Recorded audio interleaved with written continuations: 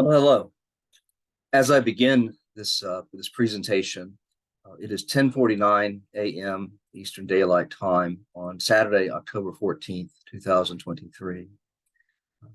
The devastating attack by Hamas terrorists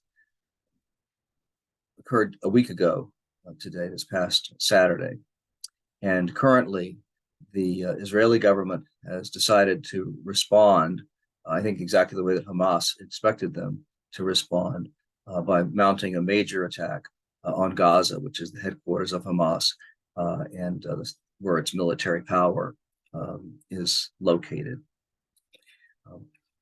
Currently, the Israeli government has told citizens of Gaza that if they live in northern Gaza, they should evacuate to southern Gaza because an attack is going to begin. This involves the movement of 1.1 million people, and at this point, it's really open to question as to whether that evacuation is going to succeed before the Israeli ground attack begins. Airstrikes are underway, and other preparatory operations are underway, but the main attack has not yet occurred. There's some limited fighting along the Israel-Lebanon border between Israeli forces and Hezbollah, which, like Hamas, is a terrorist group that has fought Israel in the past, and both Hamas and Hezbollah are backed by Iran. So that's by giving you sort of the status of things. I want to begin by sharing the screen with you.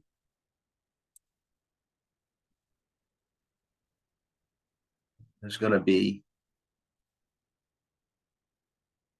there we go. Okay.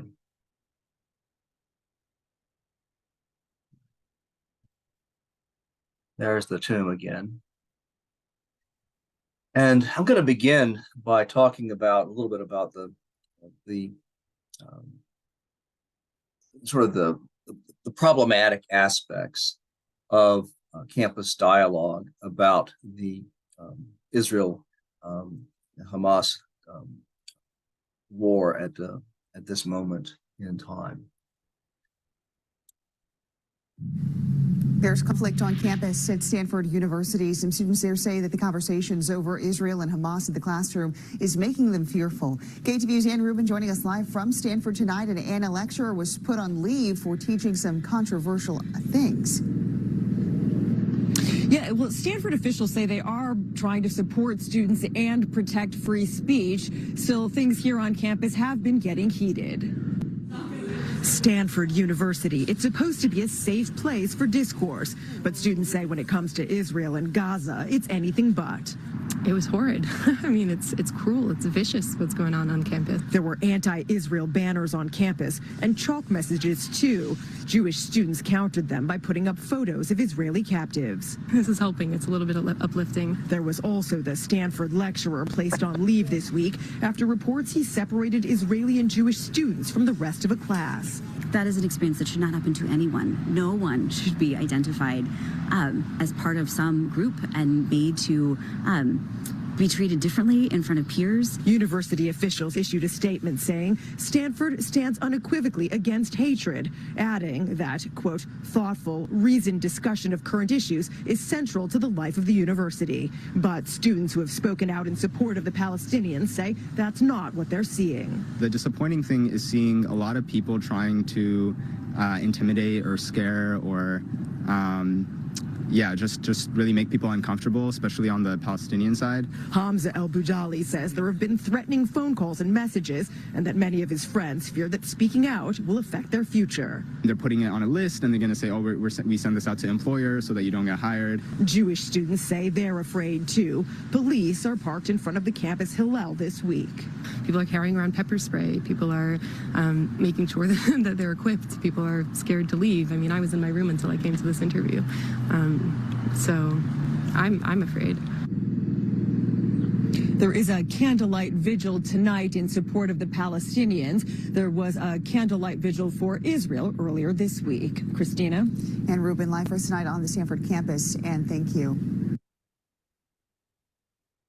I'm going to stop share and talk to you directly about my approach to this week's module that'll focus entirely on the Israel-Hamas conflict, the Israel-Hamas war really is.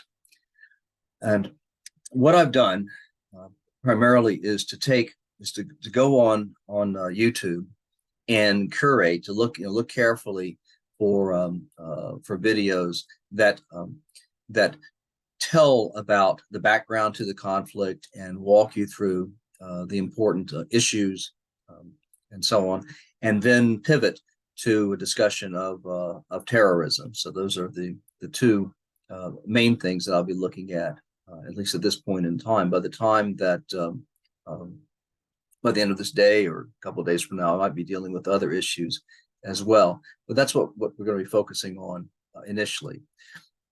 Let me talk a little bit about the idea of historians or other faculty being political or not political. This is not intended to be overtly political. It's intended to be to provide students with historical perspective and historical understanding. But the idea that it's possible to do this in an objective fashion is unreasonable and really involves a misunderstanding of the historical project. If only in the weighting and emphasis that a historian gives on historical material, the historian is offering an interpretation that is going to be informed by their own point of view and their own ideas of what are subjects that really need to be covered, that students should be exposed to, and the amount of emphasis to give to those subjects. So that's one area in which it's unrealistic to suppose that the professors can be neutral. The second thing is that historians, and all faculty really, but I'm talking now about historians, come from a particular perspective. They have a background that creates a kind of a point of view that they have about life and about particular sorts of issues. And I think that it's better to make one's point of view explicit up front rather than to keep it in the background and to pretend that it doesn't exist. This is sometimes called the view from nowhere when historians attempt this, or the God trick, as if one is sort of omniscient and understands fully what's going on and isn't working from their own perspective. The way that I'm going to go about this is to tell you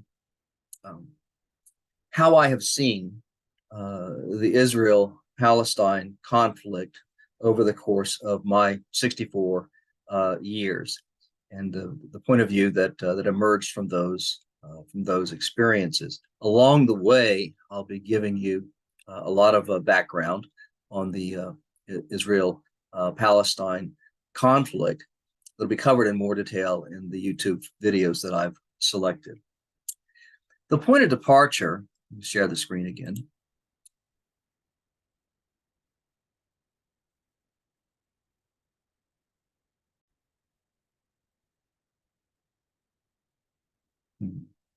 There we go. The point of departure for my personal understanding of the Israel-Palestine conflict is really a 1960 film called Exodus that was based on a best-selling novel by Leon Uris. And it really celebrated Zionists overcoming first the British and then the Palestinian adversaries to establish a permanent homeland and to help and to create the state of Israel. It's often characterized as a Zionist epic, and it has been identified by many commentators as having been enormously influential in stimulating Zionism and support for Israel in the United States. And by Zionism, I mean the belief that that the Israelis have a historical claim to the land that they now occupy, and should have a physical homeland there. Now, so the film really remains contentious in its depiction of the Arab-Israeli conflict, but it really is a film that I saw when I was young, and it really shaped my early thinking about this issue.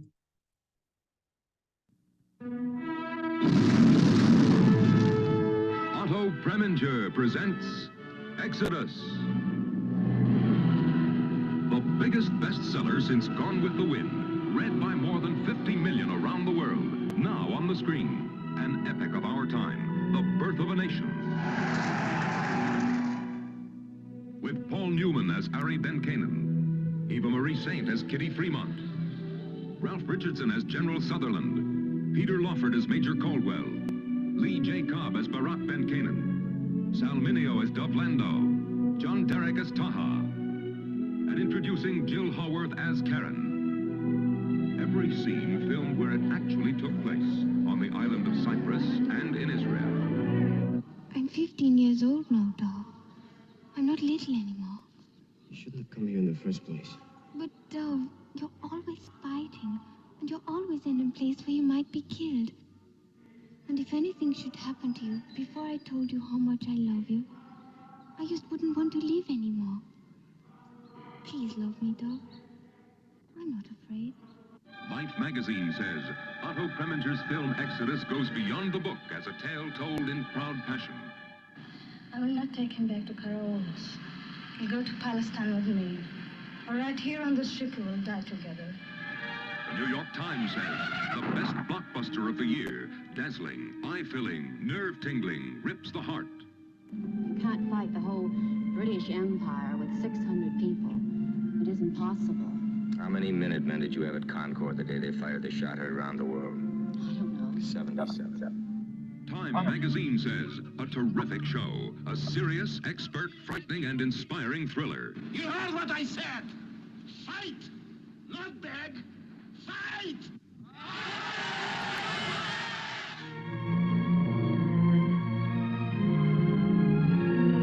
Exodus. The Chicago Tribune says a tremendous picture. The Los Angeles Examiner says terrific impact and fury.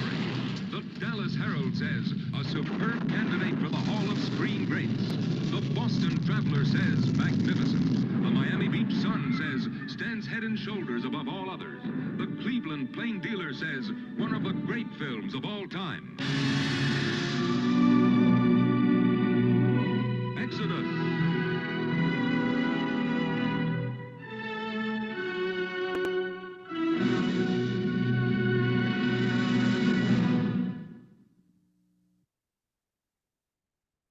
Well, it's hard to get more.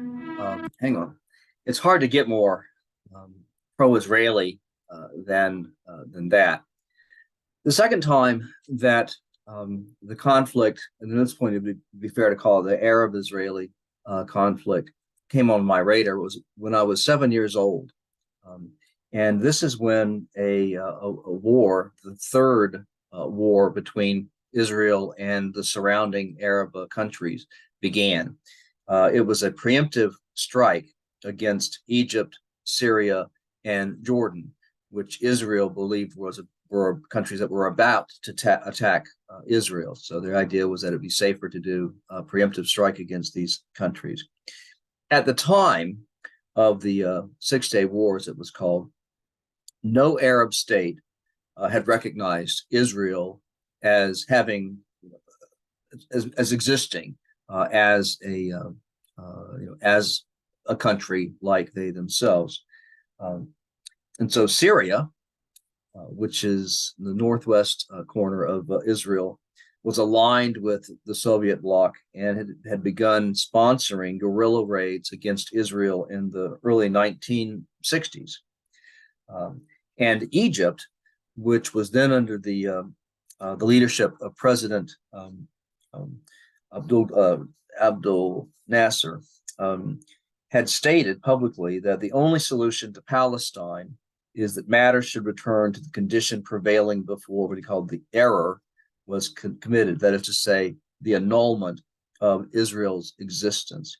And in 1964, he said that we swear to God that we shall not rest until we restore the Arab nation to Palestine and Palestine to the Arab nation. There is no room for imperialism. And this is a common way of looking at Zionism, that it's colonial at its heart, and there is no room in our country no room for Israel, within the Arab nation. In 1965, Nasser asserted, "We shall not enter Palestine with its soil covered in sand. We shall enter it with its soil saturated in blood." And the rhetoric at this particular time was really very much that about the destruction of the state of Israel. So Israel launched this preemptive strike, and remarkably, it achieved victory in just 6 days. Hence the name, its title, the 6-Day War. This had sort of excited the admiration of many Americans and some others around the world. I once read as a kid this book on the left, "Lightning Out of Israel," the Arab-Israeli conflict. It was done by the Associated Press, and it really was a kind of an adoring book that really praised the Israeli Defense Forces for their performance in the 6-Day War. What's really key is the map on the right.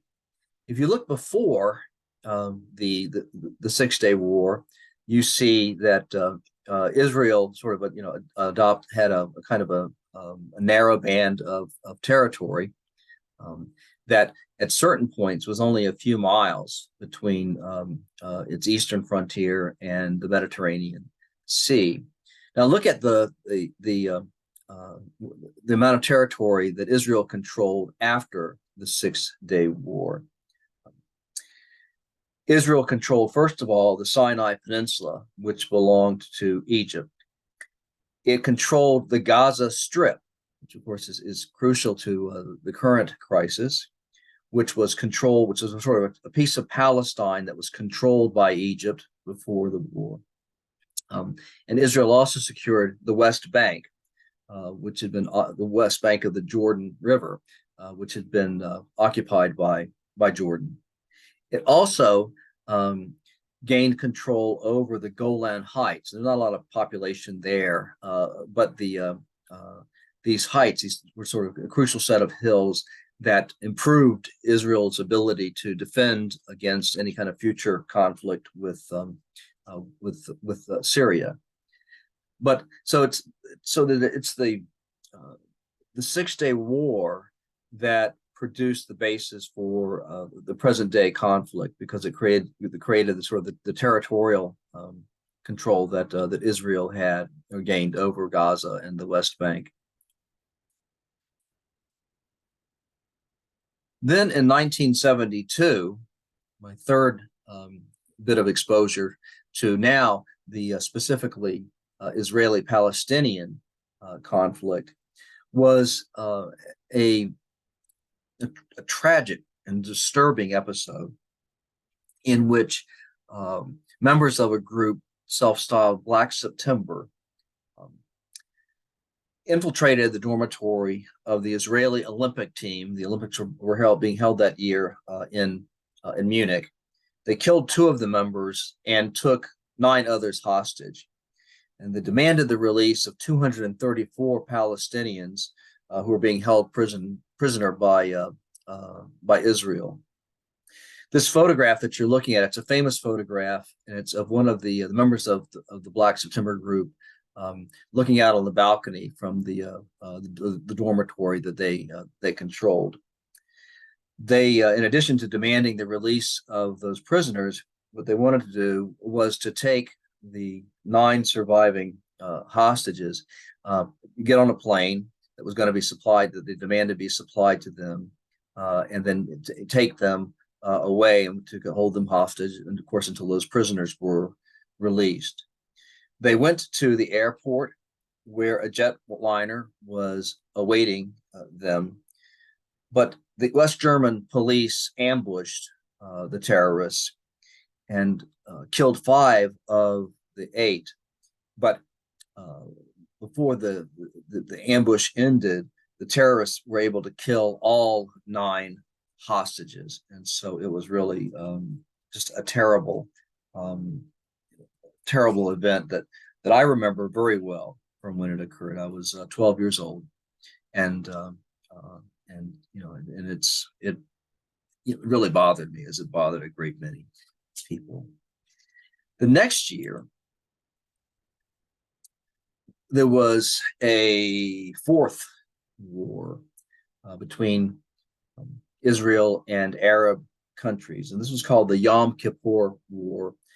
It occurred between October 6th and 25, and the timing coincided with Yom Kippur, the Day of Atonement in the Jewish faith. And at this time, many, if not most, members of the Israeli Defense Forces, which the ground forces are heavily dependent upon reserves, they would be observing this holiday.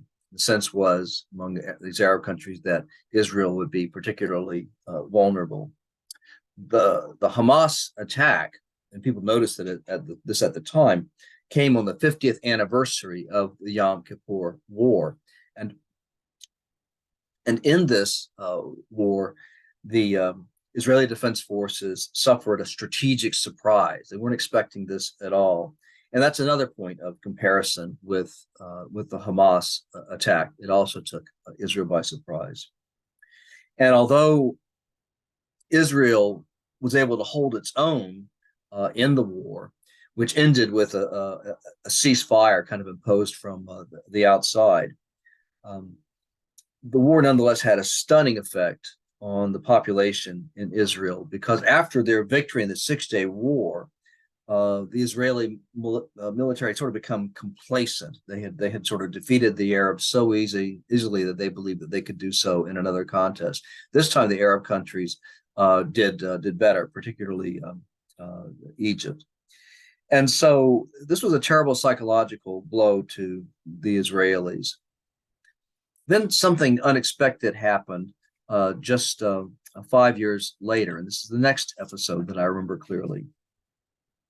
President Jimmy Carter spent, I think, 12 days in secret negotiations at Camp David, the presidential retreat in central Maryland, doing negotiations that culminated in a peace agreement between President Anwar Sadat of Egypt and Prime Minister Menachem Begin of Israel. And these are called the Camp David Peace Accords. And they're signing them here September 17th, 1978. Incidentally, Menachem Begin, before the state of Israel was created, was a terrorist, member of Irgun, who was involved with terrorist attacks against the British in terms of trying to get the British to leave. It was then Palestine. So I'll get to that in the future. But so it's remarkable that Begin of all people would be part of this peace agreement. The peace agreement had 2 major parts. The first is that it was an agreement to establish an autonomous, self-governing authority in the Gaza Strip and the West Bank within 5 years' time. And this never really came about. It was scuttled by the Palestine Liberation Organization, which was the predecessor of the Fatah party that now controls the West Bank. The second element in the agreement was to create a framework for a peace agreement between Egypt and Israel. And this part did work, making Egypt the first major Arab country to recognize Israel. Egypt was the most powerful Arab country directly facing Israel. So this was a big deal. Sadat and Begin jointly won the 1978 Nobel Peace Prize. But Sadat would be assassinated 4 years later by a terrorist organization called the Egyptian Islamic Jihad. And that was a terrorist group that eventually merged, kind of, sort of, with Al-Qaeda. Then came the bombing of the Marine barracks at Beirut, Lebanon. This is the last incident that I'll tell you about. It occurred while I was undergoing my initial active duty training with the Army. I was at Fort Sill, Oklahoma, when this occurred. And what was going on at this point is that the Marine Corps had deployed some Marines as part of a peacekeeping force during the Lebanese Civil War. And the Marines were being kept in a barracks in Beirut, capital of Lebanon. And on October 23rd, 1983, 2 truck bombs exploded just outside of the barracks while most of the Marines were still asleep. The attack killed 307 people, 241 U.S. Casualties, and then 58 French military personnel. The French were also part of this peacekeeping force. Then there were also 6 civilians that were killed, and then, of course, the 2 attackers that were driving the trucks. And this was the worst single-day loss for the Marine Corps since the Battle of Iwo Jima in World War II. Now, an organization called Islamic Jihad Organization claimed responsibility. And Islamic Jihad Organization is thought to be a precursor to Hezbollah, although Hezbollah was not formally created until the following year, 1984. And Hezbollah was and is backed by Iran. In 2001, families of Marines killed during the bombing and survivors of the blast filed a civil suit against the Iranian Ministry of Information and Security, basically charging that the Iranian Minister of Information and Security was ultimately behind this attack. And a judge, before the case was presented to, actually found the ministry guilty. So, what does all this mean? What it means is that because of these experiences, I grew up viewing Israel as legitimate and the Palestinians as being dominated by militants that were dedicated to violence. I didn't know much about the Palestinian point of view and wasn't curious about it. But eventually, I did begin to understand the Palestinian perspective. And essentially, they see themselves as being occupied by Israel. And they reject the idea that Israel has a prior claim to Palestine. This would be like saying that the descendants of the Celts who lived in Britain before the arrival of the Germanic tribes, the Angles and the Saxon, who arrived around 600 AD, had a claim to Great Britain. Or that the indigenous peoples here in the United States had a claim to the United States. So, to bring this in for a landing, this module consists mainly of YouTube videos selected to provide key background to the Israeli-Hamas war. And these videos have a Zionist or an anti-Zionist interpretation, sometimes overtly, but sometimes tacitly, as with the film Exodus, regarded as Zionist propaganda. There's very little on which Zionists and anti-Zionists agree, although many Israelis and many Palestinians have empathy for the other side and would like to see a lasting peace arise between them. I want to end this presentation with a news story about Ohio State University students who conducted a rally at the Ohio State House a couple days ago, Thursday, October 12th, 2023.